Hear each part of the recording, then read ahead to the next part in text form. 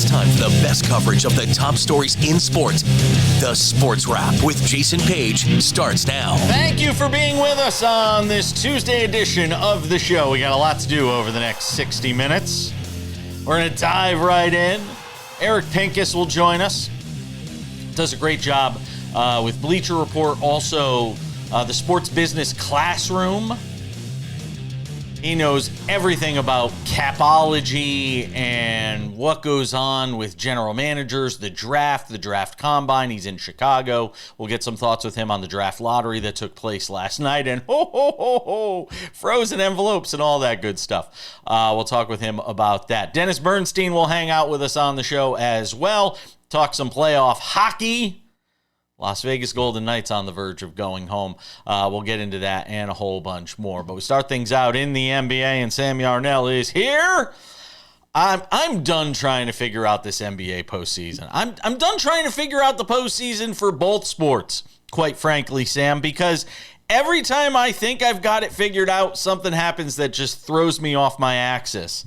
After game 3 of the Knicks and Celtics, I thought the series was over. I think Vegas thought the series was over if you looked at the way the odds makers had it figured out. If you watched Knicks Celtics in the early going last night, as I did before heading off to my final week of league bowling, it was 13-4 in the early going. Boston's making everything from beyond the three-point line. The Knicks looked befuddled. And you got the sense it was going to be the same script that we saw from game 1. The Knicks get down 14 in this game. They're down at the half. And then all of a sudden in the second half, the Knicks, something sparks under them.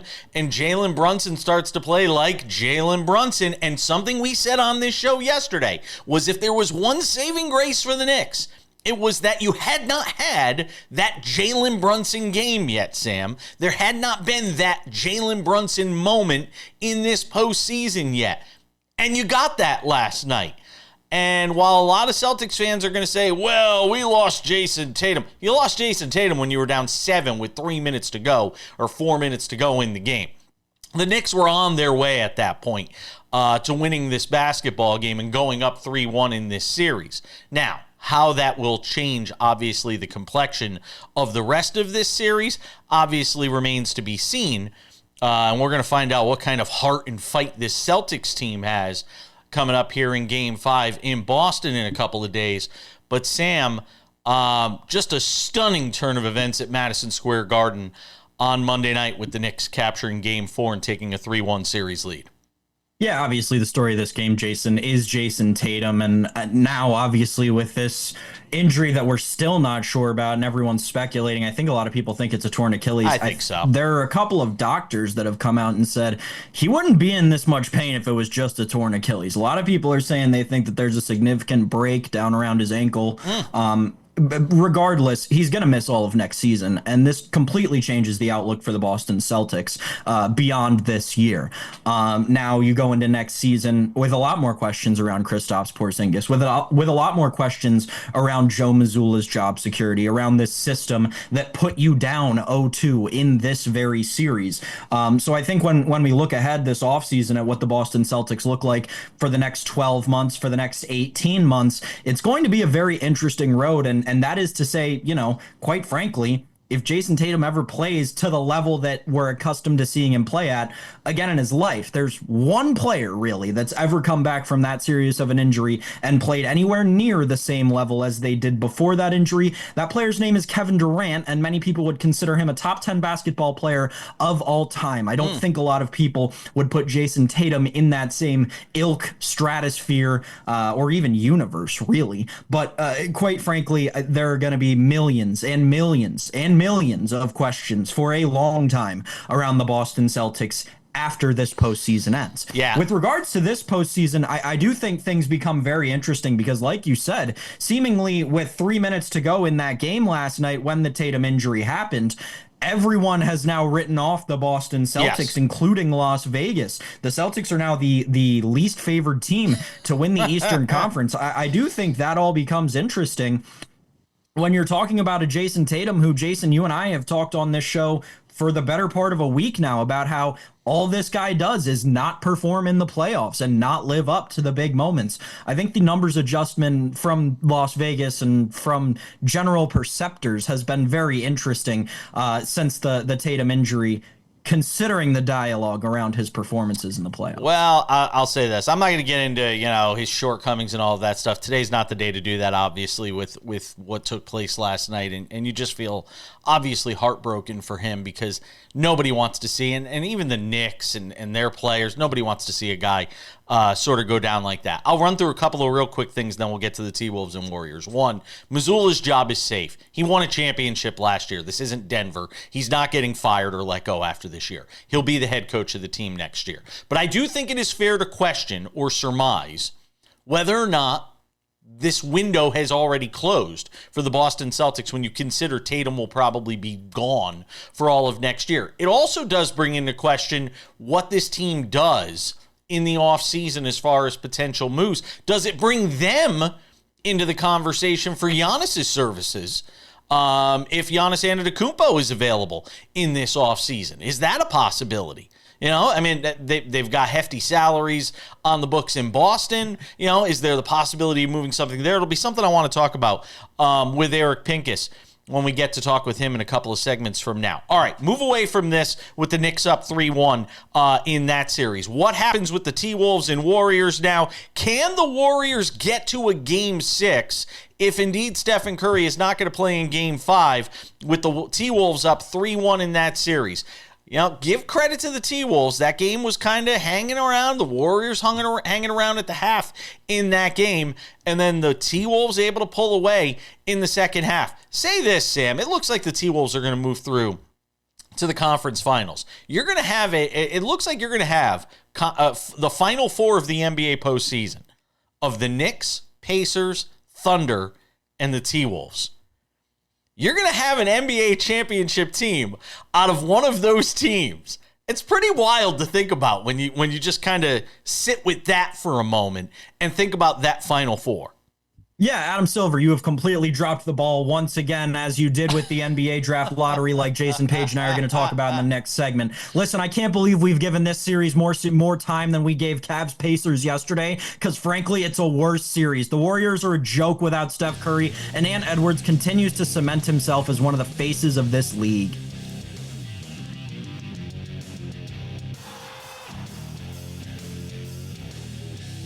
I think the face of the league argument, and we don't have nearly enough time to flush this out, I think it's a conversation we like to have. I don't think it's a conversation fans care about. I don't think it's a conversation fans care about at all. It's self-serving to the media. We're coming back.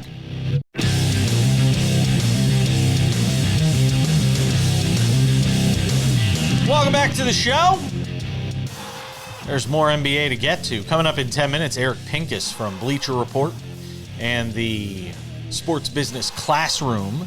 He was in the room where it happened last night, the NBA draft lottery. He'll set the scene for what took place. And that awkward interview between Cooper Flagg and ESPN. He looked so uncomfortable on that set, answering questions about the fact that he's going to be apparently playing for the Dallas Mavericks before he's ever been drafted by the Dallas Mavericks. So anyway, we'll get into that. Sam Yarnell has returned, and Sam, I guess we could talk about that as well, but I want to get your take on sort of how this whole thing played out last night, both from the way it was covered by ESPN, because you had them saying, well, Philadelphia's in, then Philadelphia's out. Like, there seemed to be some confusion in the way the whole draft lottery played out. Then you have the final four teams in there, all the way to the top where you have San Antonio in the dream scenario, getting into the top two, almost getting the top overall pick in Cooper Flagg, but still getting into a great spot at number 2. And then Dallas, despite the fact that they made, what some people would consider one of the biggest bonehead decisions of all time in trading away Luka Doncic, and still getting the number 1 overall pick, And you've got people out there saying the whole frozen envelope thing. You've got people out there talking conspiracy theories. See, now the look on your face tells me you're going to go tinfoil hat on me here. Are you going to go tinfoil hat on me here? Because if you are, I'm just going to walk out of the room. I'll go get my vitamin water while you go tinfoil hat here. I think that go tinfoil you hat. need to take a serious look. You're going to go tinfoil hat. Okay. I'm going to go grab my vitamin I'm water. not, because I'm not going to sit here and say that they put weights in the lottery balls because it's stupid. It's dumb. That's not how it works. Okay. I don't know how it works. I don't know how they're doing it. They show it.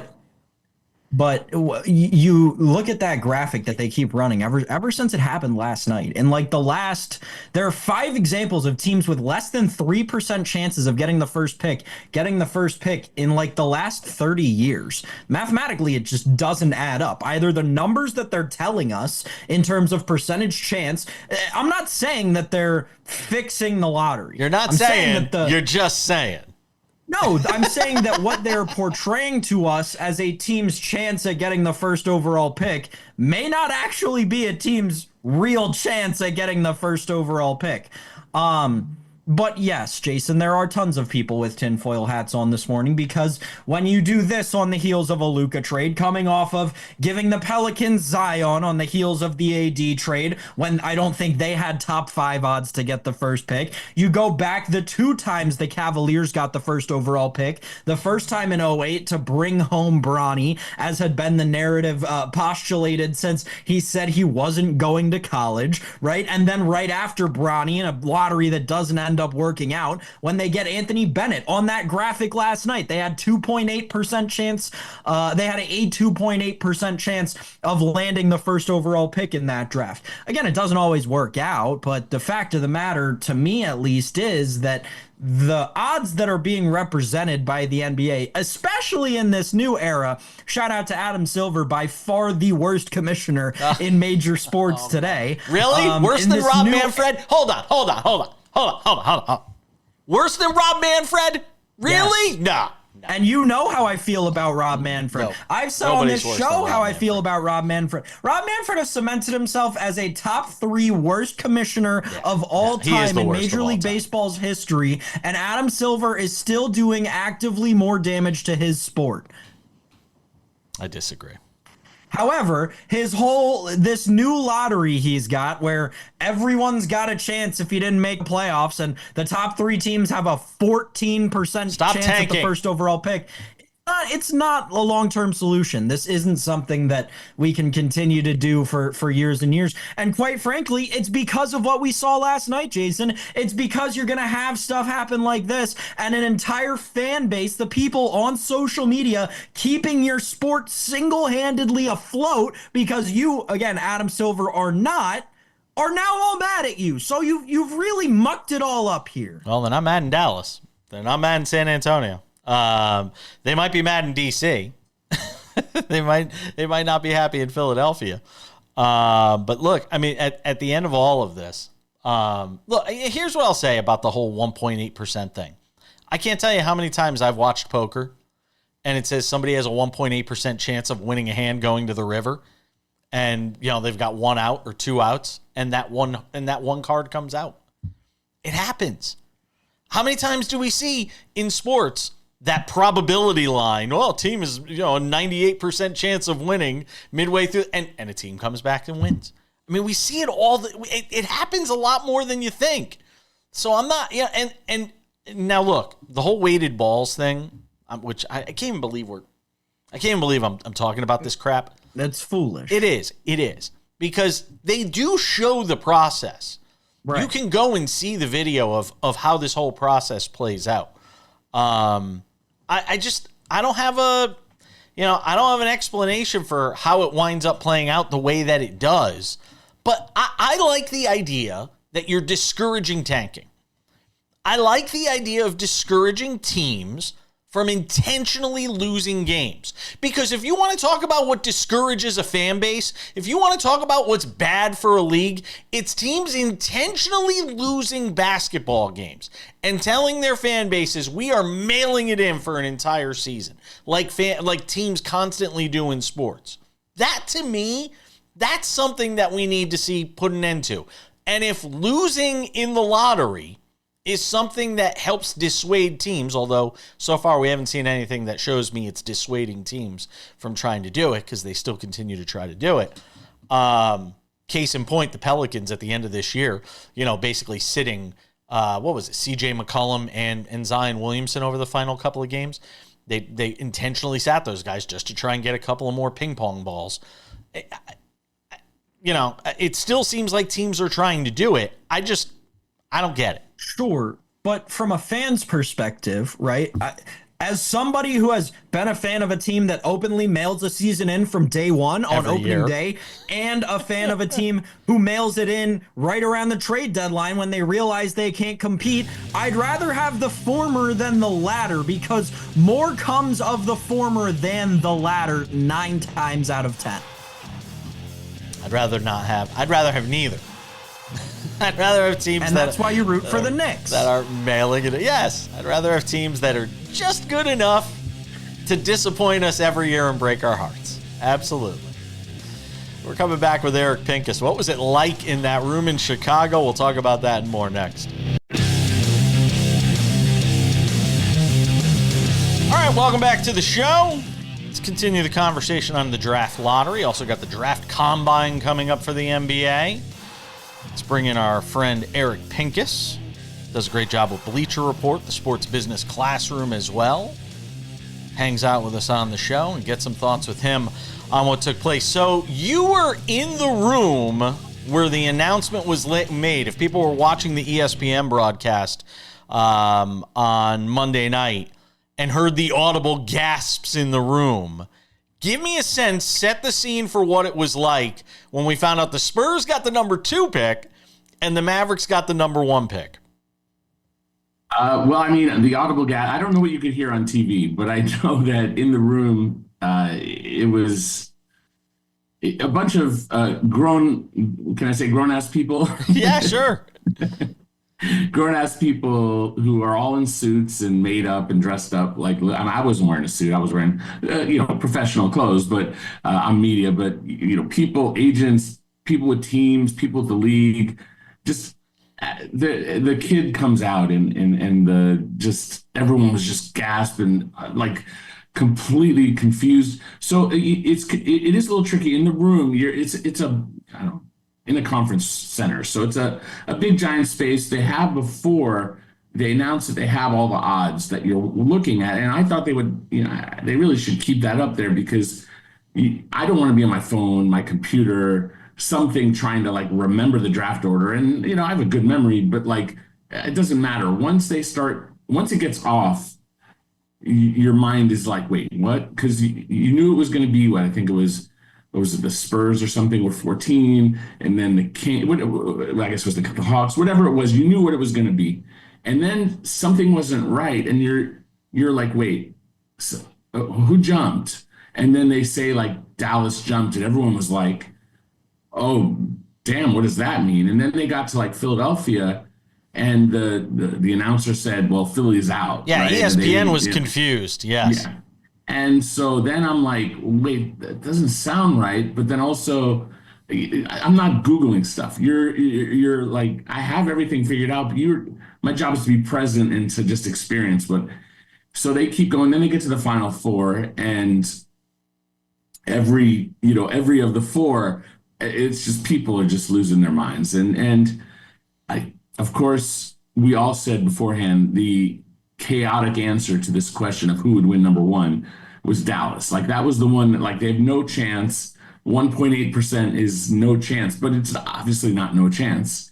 And if you've ever, I don't gamble, but if you ever gambled, you understand that 1.8 chance can kill you or save you. I don't know, but I know that in life, random happens. I have friends who are in the actual room, colleagues, where they saw the balls come out. And if you search for it, I think it's on Twitter, NBA feed or ESPN, maybe they have what actually happened. And it's just the first number came up, it's double digits. And if you know how they do it, they give out 1 through this to the first team. And then they start going. When the high numbers come out, that's when it's crazy time. So it took the breath out of, I mean, everyone was stunned, and it's fun. It's chaos. I love chaos in the NBA. I think chaos is good for business. It's entertaining, and you don't want teams to feel like tanking is the only solution.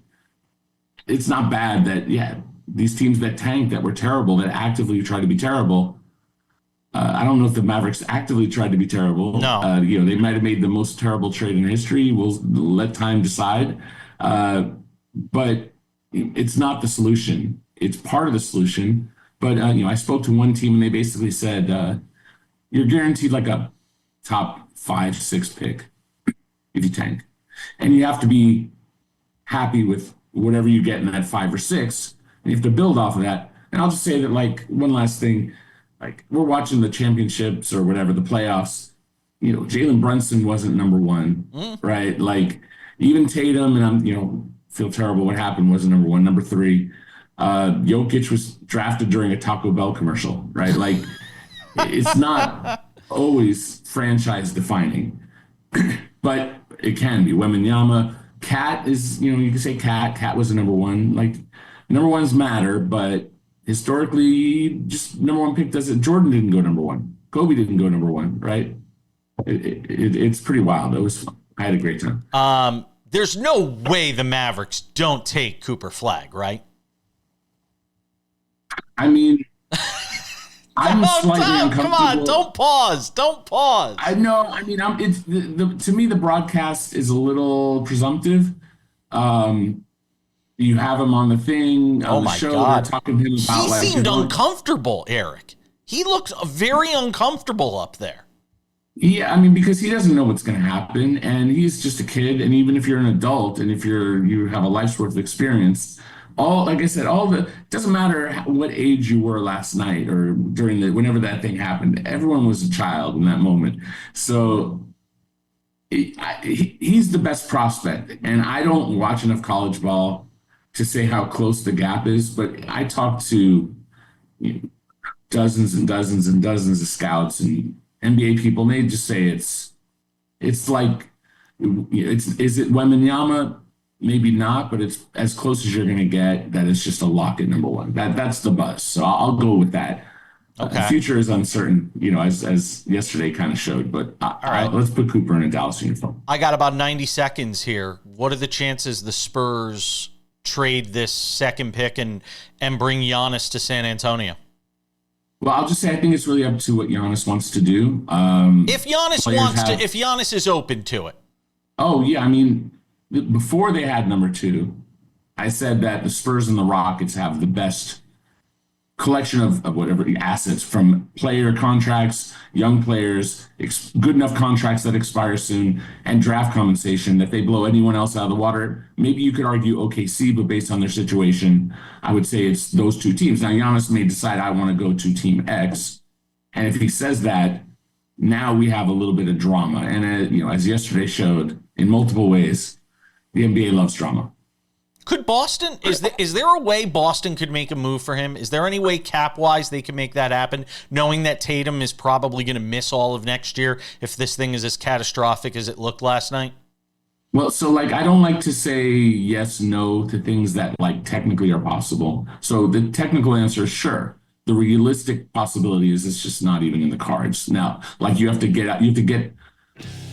it this way. If he makes 50 and you have to be under 220 to be able to get him, they need to get down to 170 or so. Right. And is that possible? You trade Porzingis, you trade Drew. No one's trading for Tatum in this particular situation. Right. The Dallas Mavericks organization rewarded for, well, who knows what. Thank you, my friend.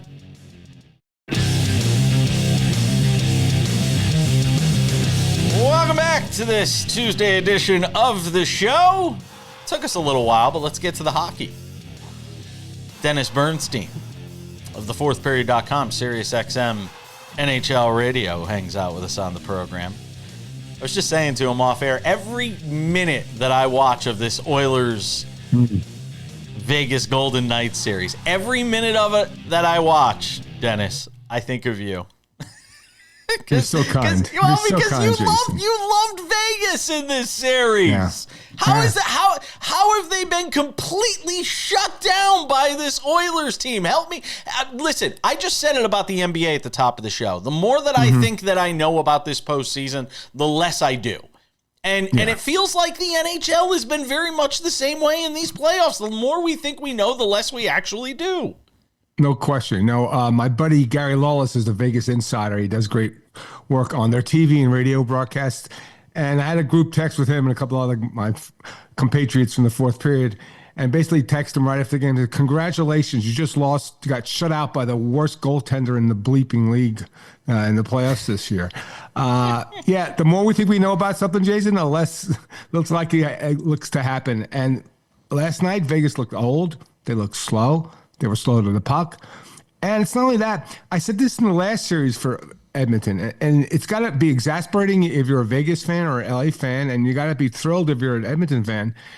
Connor and Leon are not wrecking these series. They're not dominating. Yeah, sure, Connor got a great goal, made Jack look like a traffic cone on the overtime game winner.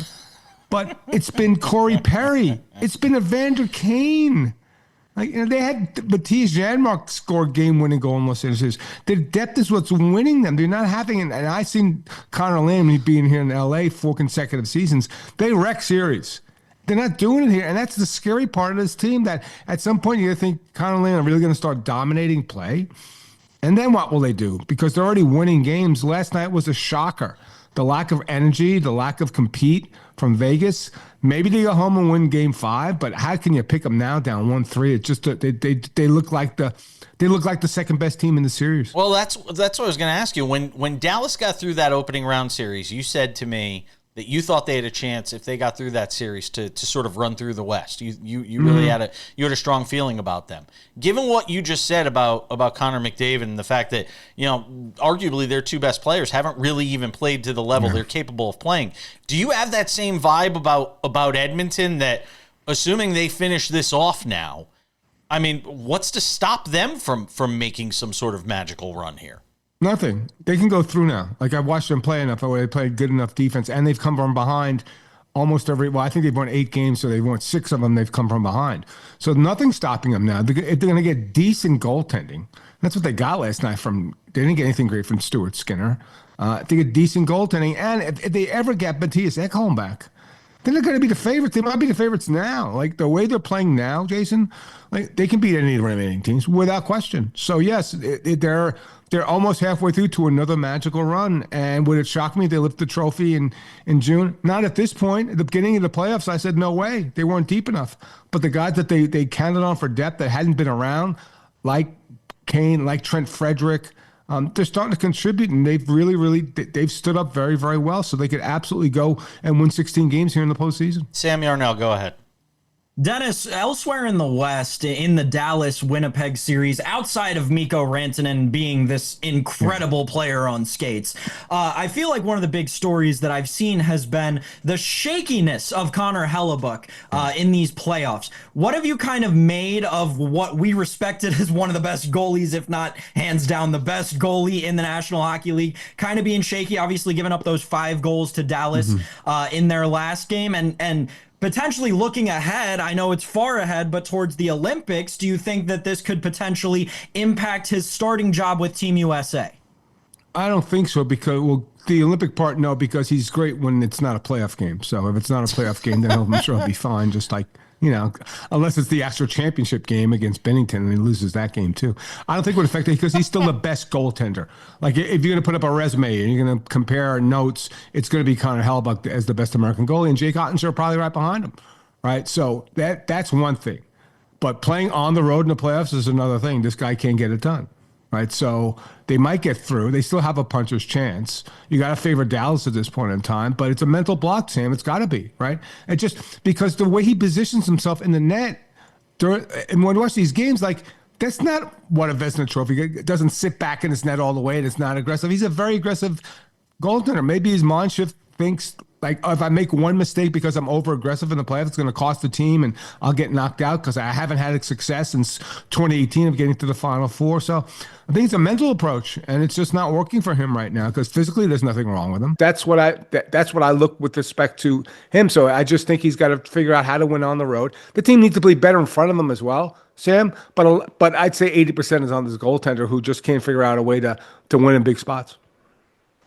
When we talk about the Rantanen success, I did just mention it, but what do you think has been the biggest contributing factor? I've heard people say, oh, it's the fire in motivating him from the whole trade scenario that we dealt with a few months ago. Yeah. I've heard people say he just fits better with Dallas. What to you is it that has been so impactful on Rantanen's play over the last 15, 20 games?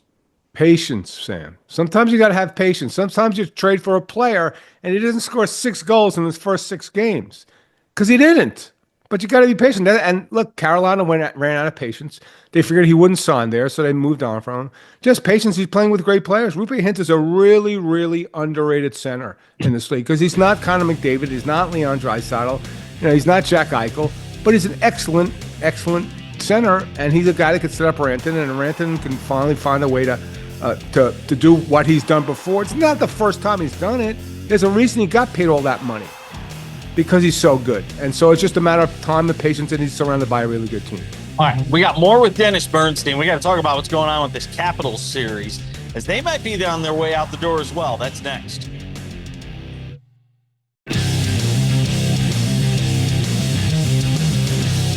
Welcome back. Coming up in 10 minutes, odds and ends.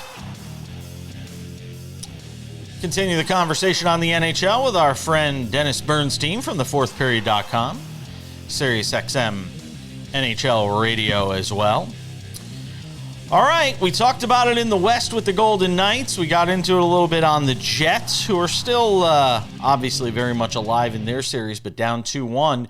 How do we explain the Capitals? I mean, look, do you like the Hurricanes in this series? If I'm gonna get on you about the Oilers prediction and the Golden Knights, I got to give you credit. You loved the Hurricanes in this series. In boxing, styles make fights, and the worst possible matchup for the Caps are playing the Canes because they're an excellent defensive team. Freddie Anderson has been able to stay healthy for 2 consecutive games, believe it or not. I'm worried about where, if he goes home tonight, opens up a can of sardines, maybe he'll cut his finger or something like that. But that's the worst possible matchup. They play great defense. And I told you, Jason, the reason I like the Canes over the Caps in this, the Caps have never been here before. Like, this group of players has not been. They've had a great season, great coaching job by Spencer Carberry, but they haven't been here. It's a different game. It changes. You fight for inches there, and the Canes have it. They've shut down Ovi. He got a goal 5-on-3 the other night, but I'm not shocked because the styles that I thought that would make this series a winner for the Canes have done so. The Caps aren't out of it, but I just like the way the Canes are playing because they know how to shut down teams. Dennis, and I think one of the biggest things that I've noticed in this series is kind of the shift in momentum goalie to goalie. Obviously coming off that Montreal series and even through the first 2 games of this series, we can say Logan Thompson was standing on his head left and right. The guy was on fire. And in the last, 3 games of this series now, or the last 2 games of this series, you really felt a shift towards Freddie Anderson, as you mentioned, being able to stay healthy for 2 straight games. He's really performed well. I'm curious, what have you noticed over all the years can contribute the most, besides experience, to a shift in goalie, being in a shift in goalie success? 1 or 2 bad goals given up, Sam. And not that they were bad goals, but some of those goals that beat Thompson were stoppable shots. And in playoffs, that's what you need, right? And Freddie's been there. He's a confident goaltender. When he's healthy, he's excellent. His numbers statistically are great. So I think with respect to that, and you get behind the 8 ball, you make one bad stop, then you start thinking maybe I should be not as aggressive coming out. Like, we talk about teams getting to their games. We never talk about goaltenders getting to their games.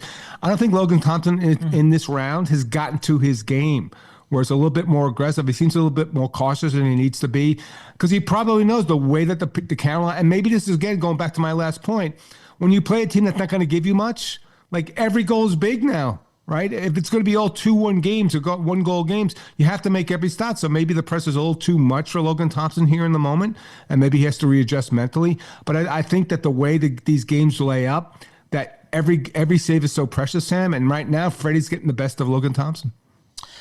Dennis, give me some thoughts on this Toronto Maple Leafs team. I'm on the Maple Leafs bandwagon, as Sam Yarnell knows right now, because we love our Toronto audience up there in Canada. And, this Florida Panthers team was able to even up this series at 2 games apiece. That series doesn't resume until Wednesday. But tell me what you've seen through the first 4 games of this series.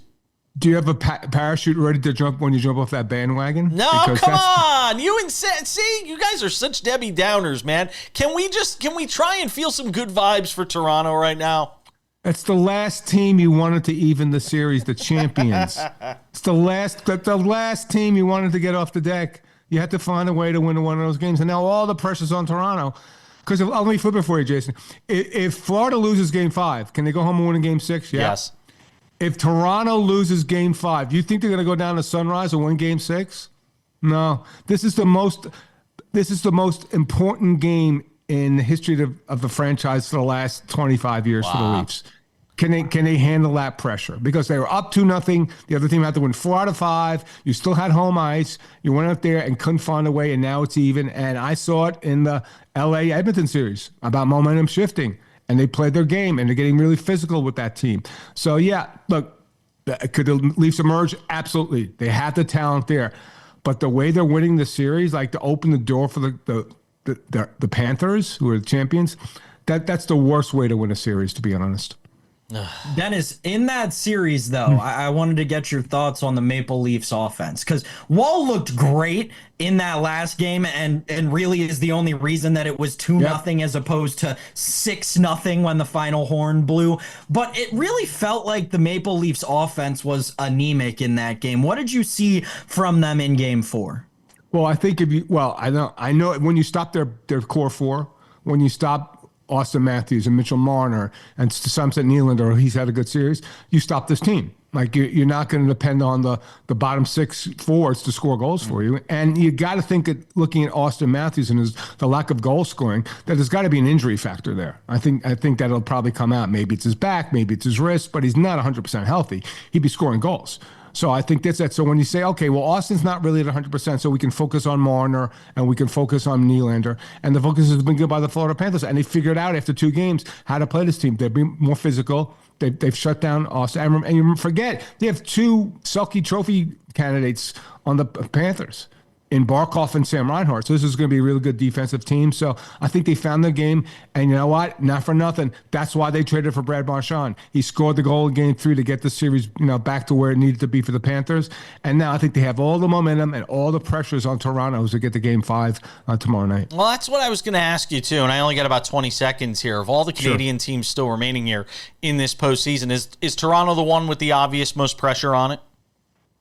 No, I think it's equal Toronto and Edmonton, because Connor and Leonard have never won a Stanley Cup. So I think it's just about even. All right. Dennis Bernstein, thefourthperiod.com, SiriusXM, NHL Radio, dashing the hopes of Maple Leafs fans everywhere. I'm sorry to our fans in Toronto watching the show on Games Plus and Fubo. We still love you. I'm still rooting for you. I have not packed a parachute going down with the ship. Thank you, Dennis. I always appreciate it, my friend. Well, it's a pleasure. Thanks for the time, boys. All right, just about time to put the wraps on this baby for a Tuesday. Wednesday's show will preview the PGA Championship. Kurt Heelan will be here. Pro Basketball Talk at NBCSports.com is his jam. How does he feel about Michael Jordan coming back? Not to play. Going to be part of the NBC broadcast team next year. Special contributor. I actually had a really interesting conversation with this, Sam. I had an interesting conversation about this with our buddy Nick Ferguson, which I might play or not play on the show tomorrow, because we actually ran tape on it after yesterday's show. He and I talked about it, because he thinks everybody's going to flock to their TVs to watch Michael Jordan give analysis on NBC and Peacock broadcasts of the NBA, these special contributions he's going to make. And I don't think that at all. I think it just reeks of desperation to get people to watch. I think we Just should my remember opinion. this. Yes. Michael Jordan is a person who has been adamant about not being in the public spotlight Yep. since the social media era began. This is going to be his first time in the public spotlight in a sport and a community, excuse me, that is notoriously ruthless, especially on social media. I give it about 3 months until there's some sort of meltdown, be it on the air, off the air, or online. And it is not going to be pretty, folks. It's really not, because we know what fuels this guy, right? He gets really mad when people talk smack about him, and it makes him want to perform better. Well, the thing is, people always talk smack about you when you're on this side of the camera, and there's really not anything you can do about performance. So it's all subjective. I understand that Michael Jordan is, top 3 basketball player of all time, but analyst chair going to be a lot different for him. It's all subjective. All right, real quick, if you have not done so yet, subscribe to the podcast, available on all your favorite podcasting platforms. Subscribe to the YouTube channel if you haven't done so yet. SportsWrap shorts are there. Clips from the show, sometimes clips not from the show, that we sometimes do outside of the purview of the show. Go and check that out as well. Without any further delay, ladies and gentlemen, time for some odds and ends. Odds and ends, Sam Yarnell. We're going to get the Eagles and Cowboys? Did I hear that right? What Monday Night Football? What is this? By the way, why have a schedule release date when I'm just getting dribs and drabs of the schedule being released over and over again? That's the whole point. I got Broncos and Chiefs game being leaked out. Like, why even bother having a schedule release date when it's just being released in dribs and drabs anyway? Yeah, I mean, I think it's fun. Because then on actual schedule release day, you can go through your team's whole schedule and figure out where the scheduled wins and losses are, because every team has those every year, and that's what we like to do. What I did think was interesting, though, is that the Vikings are going to play overseas 2 weeks in a row. Oh, they're playing in Dublin too. 1 week, and then they're playing in Dublin 1 week, and then London the next week. It's the first time ever a team has played an international game 2 weeks in a row in 2 different countries. Really cool stuff. Good luck, JJ McCarthy. But yeah. Or good luck, Aaron Rodgers. I do think that we are getting to a point where the international games are becoming just a hair excessive. I will say, what is this? We have here 7 of them in 2025, including a streak. I think there are 2 different streaks of like 4 weeks in a row where I got to wake up at 9:30 to watch kickoff. That's on the East Coast. That's 6:30 for Jason Page. This isn't gonna be a long-term thing. I can't think. I wouldn't count on it. They love their international games over there at the NFL league offices, and I hate them because I'm not getting up at 6:30 in the morning to watch a game. It's just not happening. I'll get up and watch the second half, but I am not getting up on the Sunday morning that early to watch a game. It's just not happening. Odds and ends, the end of the season and I mean, this was just awful to watch. The end of the season for Oswaldo Cabrera, the Yankees kind of utility guy, infielder, outfielder, does a little bit of everything. If you didn't see it last night, sliding into home plate on an Aaron Judge sacrifice fly, his ankle went snap bye-bye. And it looks like he's going to be done for the season. He did score on the play. That was a terrible injury, Sam, albeit in a Yankees win.